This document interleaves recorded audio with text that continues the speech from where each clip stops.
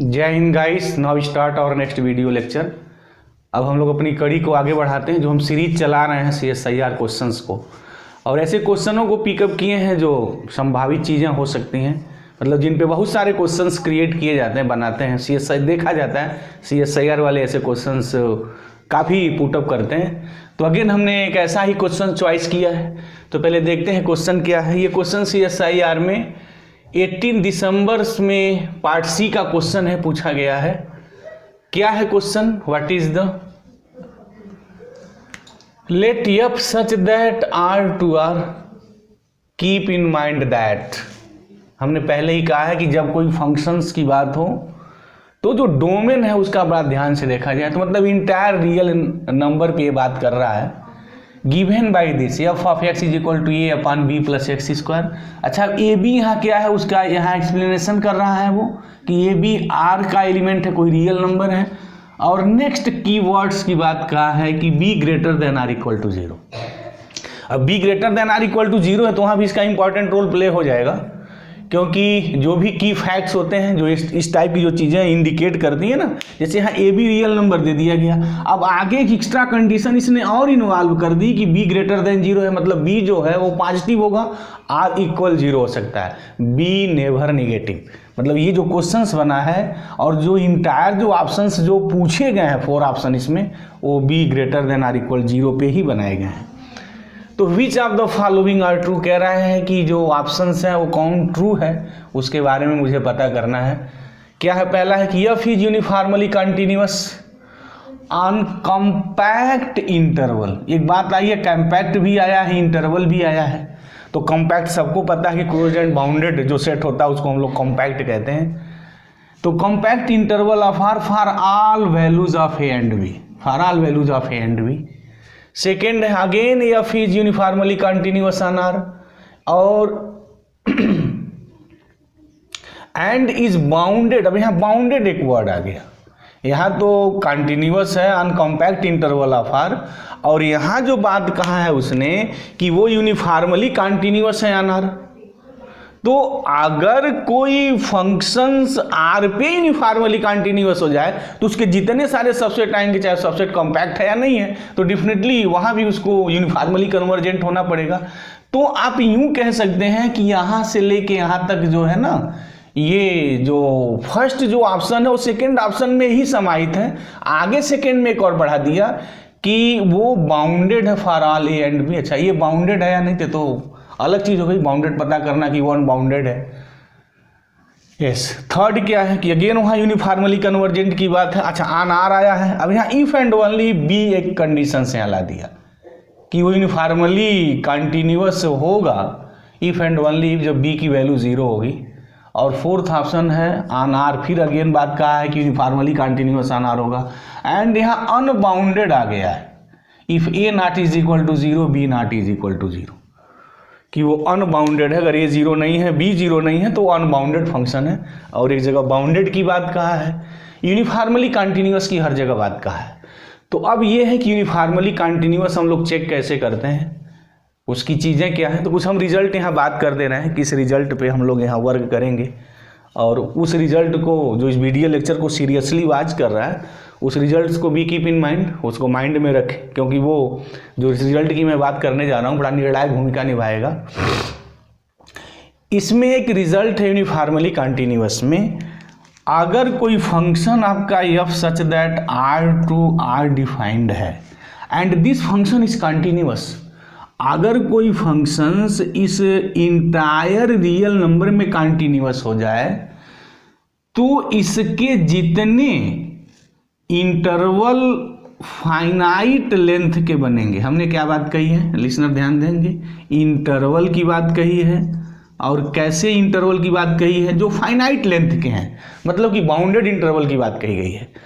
तो bounded interval में वो कंटिन्यूअस फंक्शंस यूनिफॉर्मली कंटिन्यूअस हो जाता है। बड़ा मार्वलस रिजल्ट है ये यूनिफॉर्मली कंटिन्यूअस का। यस, अगर कोई फंक्शंस आर में कंटिन्यूअस है तो आर के जितने फाइनाइट लेंथ के इंटरवल होंगे, या यूं कहें कि जो बाउंडेड इंटरवल मेरे होंगे, वहाँ वो फंक्शन यूनिफॉर्मली कंटिन्यूअस हो जाता है। तो जो पहला ऑप्शन है वो इसी रिजल्ट को क्रिएट करके बनाया गया है। हालांकि और दूसरे भी मेथड है प्रूव करने के, हम फर्दर भी बात करेंगे जस्ट, लेकिन ये रिजल्ट अगर ये पता है तो पहला ऑप्शन तो यूं ही घूम जाएगा। क्या घूम जाएगा भाई? F is uniformly continuous on compact. अच्छा, कॉम्पैक्ट की बात आई, और कॉम्पैक्ट का मतलब होता है क्लोज्ड एंड बाउंडेड, तो हमसे क्लोज्ड से मतलब नहीं है, इंटरवल से मतलब है। यहाँ इंटरवल की वो बात कह दिया। देखिए कितनी खूबसूरती से इस रिजल्ट का यहाँ यूज किया गया है। यहाँ बाउंडेड की बात है ना, बाउंडेड इंटरवल में वो फंक्शन यूनिफॉर्मली कंटिन्यूअस हो जाता है। अब वहाँ बाउंडेड नहीं लिखा है, यहाँ कॉम्पैक्ट लिखा, और कॉम्पैक्ट में बाउंडेड है प्लस वो क्लोज्ड भी होता है, तो हमसे बाउंडेड से मतलब है। अगर इंटरवल कोई बाउंडेड हुआ तो जो फंक्शन से रियल नंबर पे डिफाइंड है, रियल नंबर के उस इंटरवल में वो यूनिफॉर्मली कंटिन्यूअस हो जाता है। तो ये first option is true here. अच्छा, for all A and B, तो ए और बी यहाँ कोई बड़ा इंपॉर्टेंट रोल प्ले नहीं कर रहा है। क्यों नहीं रोल प्ले कर रहा है? कि दिस फंक्शन इज कंटिन्यूअस। अगर देखा जाए ए बी कोई भी रियल नंबर पिकअप कर लीजिए तो definitely this function is continuous on R. तो अगर ये फंक्शन ऑन आर पे कंटिन्यूअस है तो फिर ये बात तो option true, that is clear here. अब यहाँ बात कहाँ है यूनिफॉर्मली कंटिन्यूअस ऑन आर? ये तो ये हो गया कि जो कॉम्पैक्ट इंटरवल ऑफ आर होगा वहाँ यूनिफॉर्मली कंटिन्यूअस होगा। अब इसने कहा कि नहीं, कि वो इंटायर रियल नंबर पे कंटिन्यूअस है, इंटरवल की वहाँ बात नहीं है, पूरे रियल नंबर पे यूनिफॉर्मली कंटिन्यूअस है वो। अच्छा, और कहा कि वो बाउंडेड है, तो बाउंडेड है नहीं, थोड़ा इसका पहले पता कर लें। तो गिवन है F of x is equal to A upon 1 plus B x square. अच्छा, B greater than or equal to 0 है, तो अगर b greater than or equal to 0 है तो यहाँ देखा जाए अगर मैं b 0 लिख दूँ तो a अपॉन 1 होगा, और ये कोई रियल नंबर है तो definitely F of x is bounded year, क्योंकि ए भी एनी फिक्स्ड रियल नंबर। अच्छा, अगर b मैं ग्रेटर देन 0 लिखूँ कोई भी नंबर तो कभी 0 नहीं होगा, मतलब कि जो फंक्शन है उसका डिनोमिनेटर 0 होने की संभावना ही फिनिश कर दिया इसने। तो ये जो दिया गया CSIR वाले बनाइए, यहाँ जो मेंशन किया गया b greater than or equal to 0, वो इसीलिए मेंशन है कि ये जो डिनोमिनेटर की संभावना कभी 0 इन्फिनिटिव होने की है ना होने पाए। अच्छा, ये इन्फिनिटिव हो ही नहीं सकता है, अगर तो फिर ये 0 हो ही नहीं सकता है, तो 0 नहीं हो सकता फिर इसके, तो फिर इन्फिनिटिव होने का प्रश्न ही नहीं हुआ। दूसरी बात है, अब लिमिट निकाल लीजिए कि limit x tends two plus infinitive और माइनस इन्फिनिटिव पे इसकी वैल्यू क्या हो रही है।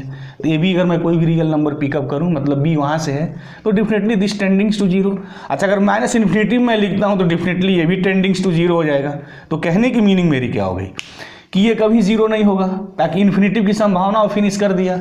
अनबाउंडेड तो मैं ऐसे ही चेक करता हूँ ना किसी फंक्शंस का, this is the trick to check the boundedness of the function here. ये 0 नहीं है तो फिर ये इन्फिनिटिव नहीं होना है, मतलब प्रॉब्लम क्रिएट नहीं होगी। ये तो कहानी फिनिश हो गई b की वजह से कहानी फिनिश हो गई।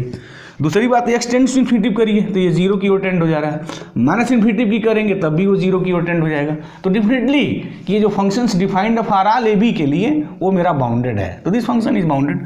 अब ये देखना है कि ये यूनिफॉर्मली कंटिन्यूअस ऑन आर है या नहीं। तो इसमें भी बहुत सारे रिजल्ट हैं, लेकिन मैं उस रिजल्ट की बात कर रहा हूँ जो एक ब्रह्मास्त्र की तरह यूज होता है। तो रिजल्ट है क्या?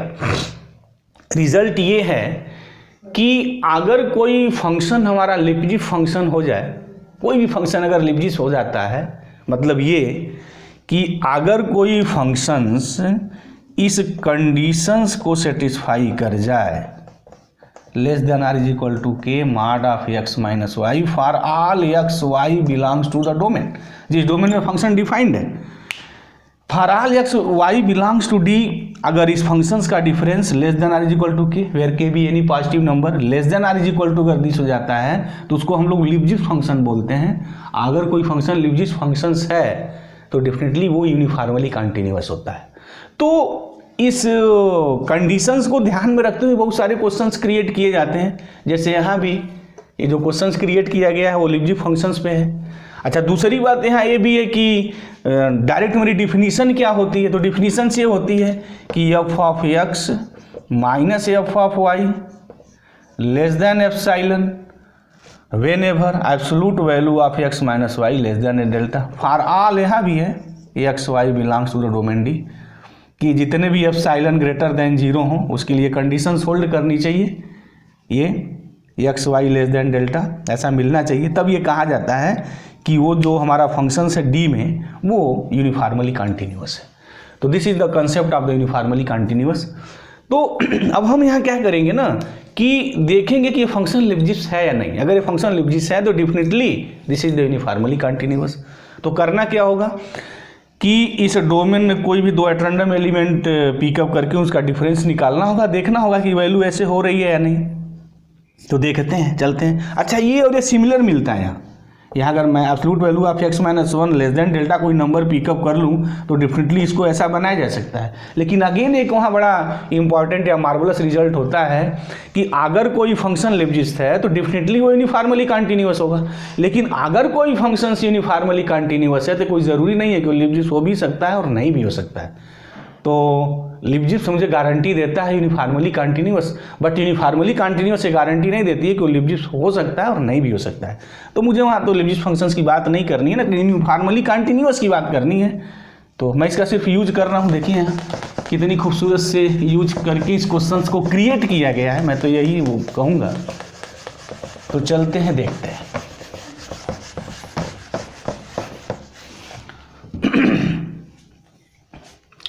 Absolute value of F of x minus F of Y मैं ये निकाल रहा हूँ। तो क्या हो जाएगा, A upon one plus B x square minus F of Y क्या होगा, A upon one plus B Y square this. अच्छा, अगर इसका एलसीएम ले करके थोड़ा लगाया जाए तो ये हो जाएगा one plus B x square. अब तो एक कॉमन सेंस मैथमेटिक्स हम लोग सॉल्व कर रहे हैं स्कूल स्तर की। तो फिर ये हो जाएगा, थोड़ा मैं ये यहाँ बाहर कर लूँ। अच्छा, तो जब ये इससे बाहर होगा तो ये पॉजिटिव हो जाएगा, या यूँ मैं लगा लूँ भाई ताकि कोई लफड़ा क्रिएशन में ना हो। चलिए, तो ये हो जाएगा one plus B Y square minus one minus b x square this. अच्छा, ये और ये तो कैंसिल हो जाएगा, तो बचेगा क्या कि कोई भी आर्बिट्ररी हमने real number x y pick up किया और उस पॉइंट पे फंक्शंस का डिफरेंस मैं निकाल रहा हूँ, तो ये मॉड ऑफ ए हो गया। उसके बाद क्या आया, अच्छा बी तो मेरा greater than or equal to zero है, तो बी को अगर मैं मॉड के बाहर खींच लूँगा तो पॉजिटिव ही रहेगा, वहाँ मॉड लगाने कोई मतलब नहीं है।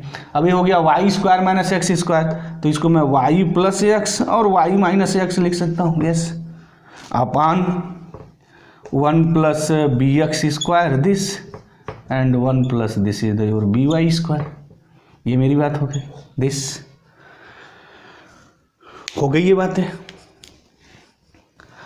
अब हम यहाँ क्या करते हैं लिब्जिप्स फंक्शंस में, अगर वैसे भी देखा जाए तो एक हम यहाँ ट्रिक बता रहे हैं। लिसनर इस बात को थोड़ा यहाँ ध्यान देंगे। वो क्या ट्रिक है, जब भी ऐसा कहीं क्वेश्चन आए ना तो उनको लगाने का एक आइडिया क्या होगी, पाथ क्या होगा, तो उस पाथ का हम थोड़ा यहाँ बात कर दें। पाथ हमारा ये है कि वो फंक्शंस का डिफरेंस निकालें। जैसे प्रयास करें, this is the f of x minus F of Y.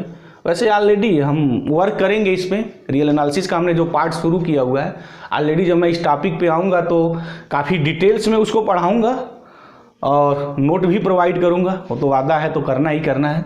अभी तो मैं एक सीरीज चला रहा हूँ जो आगामी हमारा CSIR नेट का एग्ज़ाम है उसके लिए, ताकि कुछ क्वेश्चंस ऐसे क्वेश्चंस का पिकअप किया जाए जिनकी आने की संभावना ज़्यादा होती है, जिन बेस पे क्वेश्चंस अक्सर क्रिएट किए जाते हैं।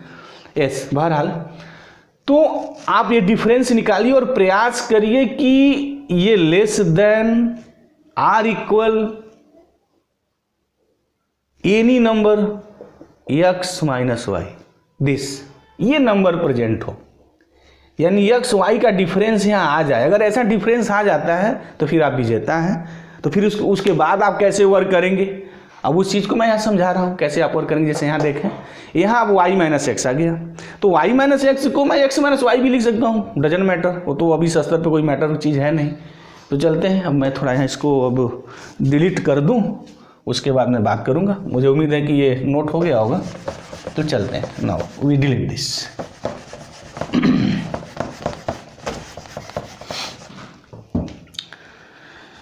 तो ये हो गया is equal to mod of a into b, mod of, इसको मैं ये एक्स प्लस वाई या वाई प्लस एक्स कोई फर्क नहीं पड़ता है, ये लिख सकते हैं, अपॉन अब माड ऐसे कर दें, mod of 1 plus B x square into mod of 1 plus B Y square.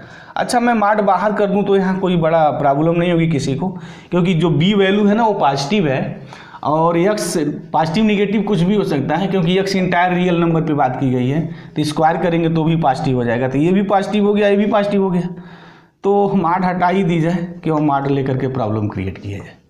ये हो गया दिस। अच्छा, ये एक्स प्लस वाई हमारा पॉजिटिव निगेटिव कुछ भी हो सकता है, बट ये तो ऑलरेडी हमेशा पॉजिटिव ही रहना है, ऑलवेज पॉजिटिव रहना है। ये मेरी बात हुई। अच्छा, इनटू माड of x minus y this. अब मैं ये देख रहा हूँ कि इसकी मैक्सिमम वैल्यू क्या होगी दिस। अगर इसकी मैक्सिमम वैल्यू फाइनाइट हो गई, मतलब मैं अगर के लिख सकता हूँ where k be any real positive number for all x y belongs, तो अब मैं इसकी मैक्सिमम वैल्यू चॉइस कर रहा हूँ कि इसकी मैक्सिमम वैल्यू क्या होगी। इस पर तो मुझे बहुत ध्यान नहीं देना है, क्योंकि this is a fixed real number, कोई भी एक फिक्स्ड रियल नंबर पिकअप करिए, मेरी बात अब इस पे है।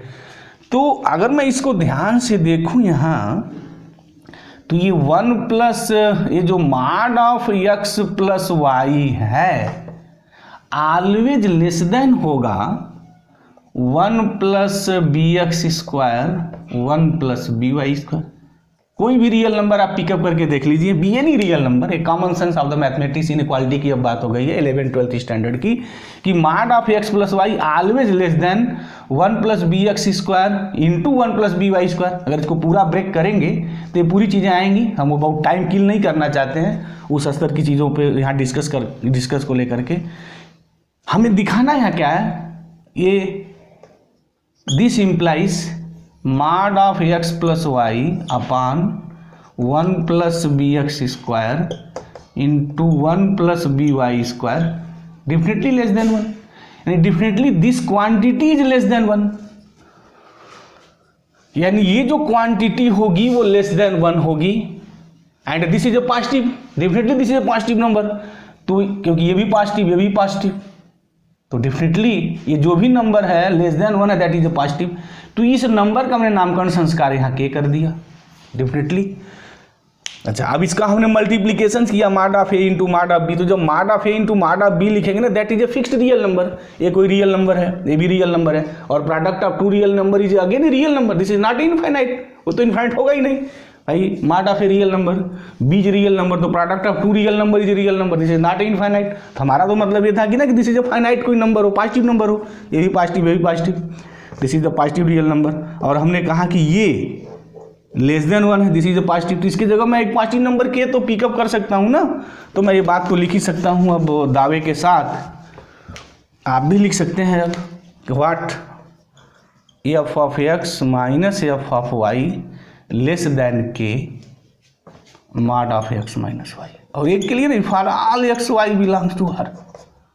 क्या मीनिंग हुई इसकी, व्हाट इज दिस, कि ये जो फंक्शन है this functions definitely uniformly continuous on R. तो अगर आर पे अगर यूनिफॉर्मली कंटिन्यूअस है तो उसके जितने सबसेट बनेंगे, चाहे वो सबसेट कॉम्पैक्ट है या नहीं है, तो वहाँ भी तो यूनिफॉर्मली कंटिन्यूअस होगा। तो अच्छा, फॉर ऑल ए बी की बात है यहाँ, तो ए बी भी है तो कोई फर्क नहीं पड़ता है, तो for all A and b के लिए है ही है। तो जो ऑप्शंस जो सेकेंड है वो भी मेरा ट्रू है, फॉर ऑल ए बी कुछ भी लिखिए। अच्छा, एफ इज यूनिफॉर्मली कंटिन्यूअस, ऐसा तो है नहीं कि if and only b zero होगा तभी होगा, नहीं, वो बी जीरो हो या ग्रेटर देन जीरो सबके लिए वो बात है मेरी डेफिनेटली, वहाँ तो कोई प्रॉब्लम है ही नहीं, तो ये तो ऑप्शन नहीं होगा, इफ एंड ओनली कैंसिल हो गया। अच्छा, यूनिफॉर्मली एंड अनबाउंडेड नहीं है क्योंकि ये बाउंडेड अभी प्रूफ हो चुका है, तो यहाँ कोई मतलब नहीं है, a not is equal to b not is equal to, this is also cancel here. तो this is the complete concept about the questions. ये क्वेश्चंस पे किस कंसेप्टों के यूज हुए हैं, कैसे बनाए गए हैं, इसका हमने फुली डिस्कस किया। अब वो एक क्वेश्चंस थोड़ा सा और है, मैं उसको भी यहाँ पिकअप कर लूँ, क्योंकि इसी SIR 18 का ही है, दिसंबर में ही है, बट वो पार्ट सी नहीं है, पार्ट बी है, क्योंकि उस पे भी बहुत सारे क्वेश्चंस इसी SIR द्वारा बनाए जाते रहे हैं, छोटे मोटे क्वेश्चन हैं, थोड़ा उसको भी मैं लिख दूं, क्योंकि उस क्वेश्चंस पे अच्छा खासा CSIR में वर्क होता है, वर्क इन द सेंस वो भी पूछे जाते हैं। तो उनको थोड़ा हम यहाँ डिस्कस कर रहे हैं ताकि वो भी एक छोटी टॉपिक है वो फिनिश हो जाए। या फिनिश क्या होना है यहाँ, मतलब उस टॉपिक पे अगर क्वेश्चन बने तो जो इस वीडियो लेक्चर्स को सीरियसली वॉच कर रहा है वो भी थोड़ा दमखम में आ जाए कि ऐसा क्वेश्चन आता है तो हम कैसे सोचेंगे और कैसे लगाएंगे। तो now let us write down, first write down the question here.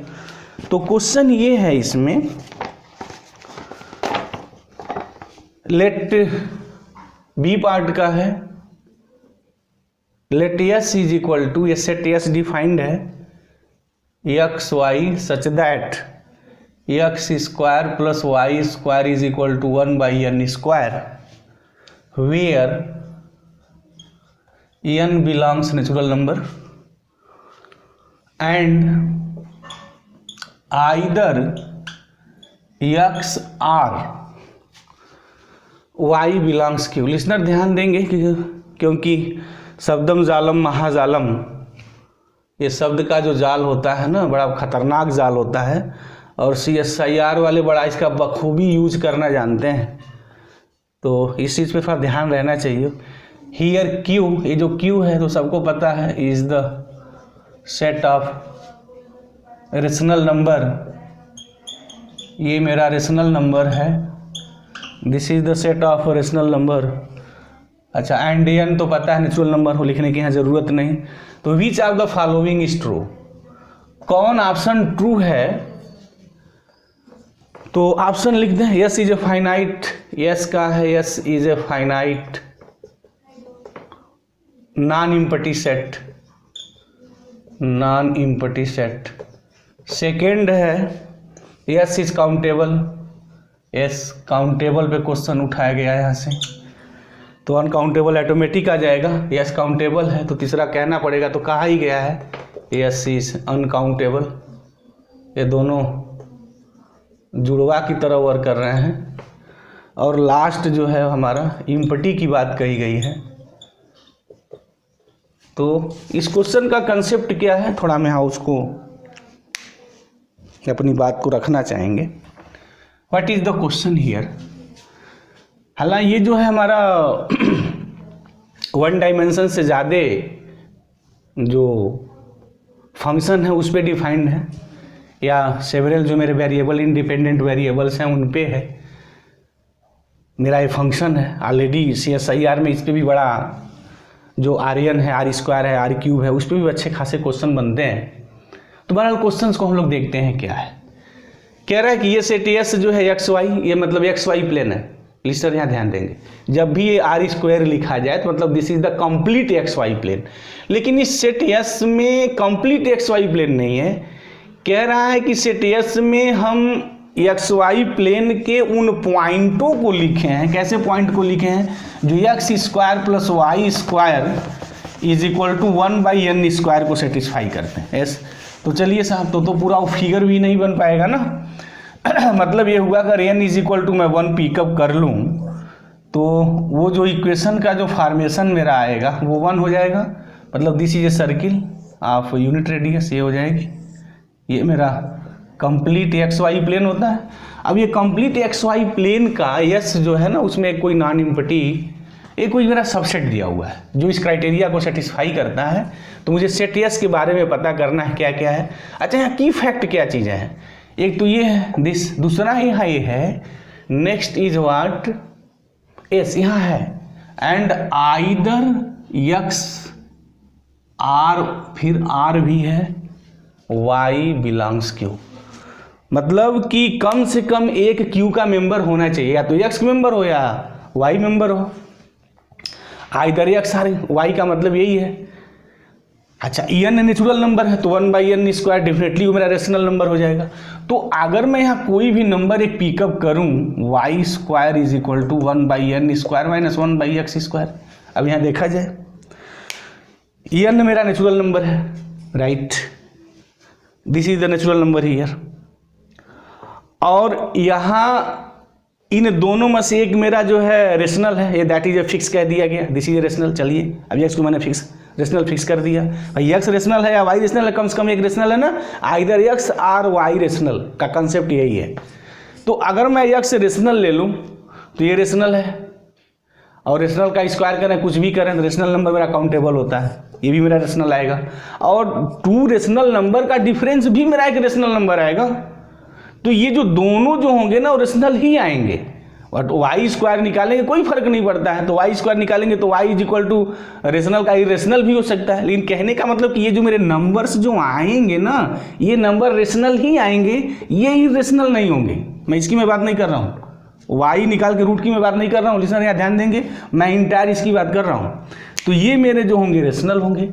अब उसका अंडर रूट लिखें चाहे कुछ भी करें, यानी कहने का मतलब क्या है कि ये मेरा जो है ना complete this is the what countable. तो अब काउंटेबल हमारे पास अगर कोई नंबर है तो उसका मैं अगर अंडर रूट लिखूं तो भी तो काउंटेबल ही रहेगा भाई, वो इरेशनल आ जाए कोई फर्क नहीं पड़ता है। बट दिस नंबर रेशनल और rational number that is countable. तो और वाई रेशनल भी आ सकता है इरेशनल भी आ सकता है, बट आने के बाद भी वो काउंटेबल रहेंगे। अब इसी तरीके से मैं वाई फिक्स कर दूं, वाई अगर मैं रेशनल ले लूं तो वहां से भी ऐसे वैल्यू निकालिए, तो वो जो मेरा आएगा मतलब मैं ये लिख सकता हूं, कहने का मतलब ये this is the x square. ओ मैं अगर यहाँ से एक्स स्क्वायर निकालूं तो this is the 1/n square minus y square. अब वाई इनमें दोनों में से कोई एक मेरा रहना है रेशनल, तो इस रेशनल भी इसको फिक्स कर लीजिए, जैसे भी मैंने इसको फिक्स किया। दूसरी कंडीशन देख लीजिए, अगर वाई रेशनल है तो क्या होगा, तो अगेन ये मेरा रेशनल हो जाएगा, तो मतलब दिस इज अ काउंटेबल। अगर कोई हमारे पास काउंटेबल नंबर है और मैं सबका मैं अंडर रूट लिख दूं, चलिए मान लीजिए प्लस माइनस आएगा कोई फर्क नहीं पड़ता है, तो प्लस आया ये भी काउंटेबल, दूसरा माइनस आया वो भी काउंटेबल, और अगर काउंटेबल और काउंटेबल मैं सम करूंगा तो that is again A countable. तो कहने का मतलब क्या होगा कि जो सेट एस होगा ना काउंटेबल होगा। फाइनाइट नॉन इम्पटी सेट तो फाइनाइट की बात ही नहीं है, क्योंकि फाइनाइट नहीं होंगे इनफाइनाइट होंगे, राइट्स। तो ये तो कैंसिल हो गया, द काउंटेबल ये ट्रू हो गया, तो फिर बाकी चीज़ें तो होनी नहीं है, ये तो होनी नहीं है। तो मुझे उम्मीद है कि जो लिसनर्स वीडियो लेक्चर्स को सीरियसली वॉच कर रहे होंगे उनको कुछ ना कुछ कंसेप्ट डेफिनेटली मिला होगा, और वो क्वेश्चंस को कैसे हैंडल करेंगे इस टाइप के वो भी चीज़ें समझ में आई होंगी। तो thank you very much guys, जय हिंद।